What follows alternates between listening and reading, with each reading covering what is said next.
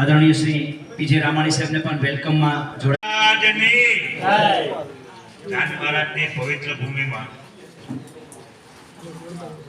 PSI Galchar સાહેબ વિદાય લે છે. વિદાય અઘરી હોય છે પણ નિયમો અનુસાર જવાનું હોય.